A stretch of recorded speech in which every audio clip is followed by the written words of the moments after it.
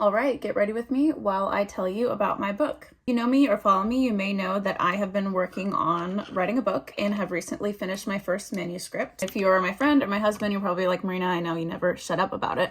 I've talked about some of the writing process, some of my progress while I've been working on my book, but I haven't gotten into detail about what my book is about. So I figured we could get ready together while I tell you a little bit about what my book is about. I really don't know how much to share, how much is oversharing, but I'm definitely not going to give any spoilers or anything like that. Just really enough to try to just give a hook and help you decide if it's something that you're interested in reading when I hopefully get it published.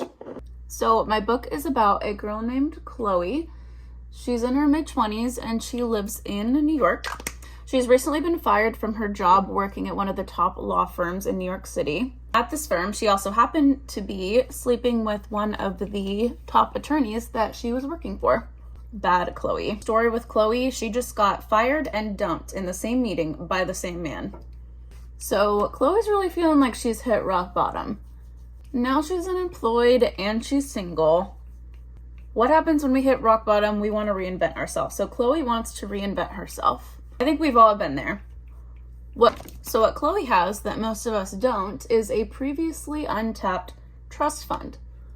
She's been living her whole adult life without using this trust fund because she really wants to make it on her own. This is also because of some complicated family dynamics and some traumas that lead her to not wanting to use that family money. But at this point, again, she is at rock bottom. She's like, what do I have to lose? She goes ahead and calls the family accountant and says, show me the money. So Chloe reinvents herself in part using this money and privilege that she has resisted using in the past. So while Chloe's embracing this new life, she ends up plummeted back into facing her own family's history, how her family history interacts with her current love interests, a man on death row, the New York justice system, and her own speckled past. This all comes to a head when she visits her childhood home and ends up locked in her own childhood basement. And all along, as Chloe is trying to reinvent herself, embrace her new life and her new future, she failed to realize someone else was paying more attention to her and her past.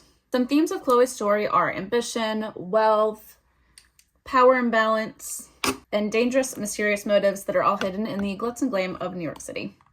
As far as genre, I'm classifying this as a psychological thriller. Definitely a girly psychological thriller, if you know what I'm saying. You'll get a little Gossip Girl vibes in there with all of the shopping, the wealth, the designer clothes, the fabulous parties. You have that underlying suspenseful, mysterious plot and a lot of twists and turns that all come together at the end.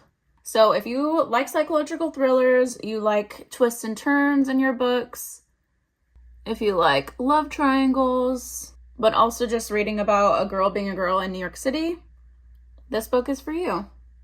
I have not decided on a title yet. I have a list of, I think, 5 contenders. I'm hoping at some point that the right title just really speaks to me. Really excited to finally be at the point where I have a finished manuscript. I'm able to share with you all about the story. I've gone through multiple rounds of edits.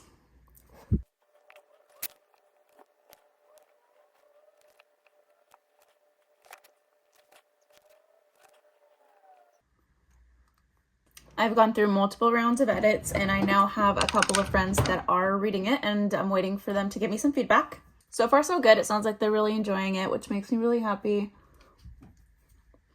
But I know I'll have at least one more round of edits to do while I incorporate some feedback from them before I start doing the next really scary part, which is getting everything ready to query.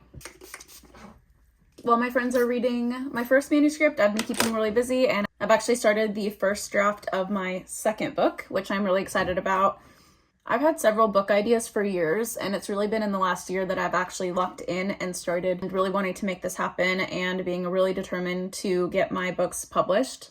If you would have told me even just a year ago that I would be sharing about my writing online so openly, I would not have believed you. If you tried to tell me a year ago that I had not only one manuscript done, I was starting on my second, also would not have believed you. But a huge thank you to anyone who has expressed interest in my book, anyone who has expressed support, anyone who has commented or showed me any support in just this writing journey. Thank you so much. I truly appreciate it. It really means a lot to hear from people, to hear interest, and to hear support, and also to hear from people who are also on their writing journey. So if you've made it this far, thank you so much for watching and listening to me talk about my book and my progress. This is obviously something that I'm really passionate about and really excited to share. If my book sounds of interest to you, please like this video. Please comment what interests you about it. I will continue to post updates about the book and the progress and my journey to try to get it traditionally published. If you're interested in hearing about that, you can follow along on YouTube and on TikTok. Do you like this video? I hope my book sounds interesting to you, and I hope you like my full beat for Easter. But thank you so much for watching.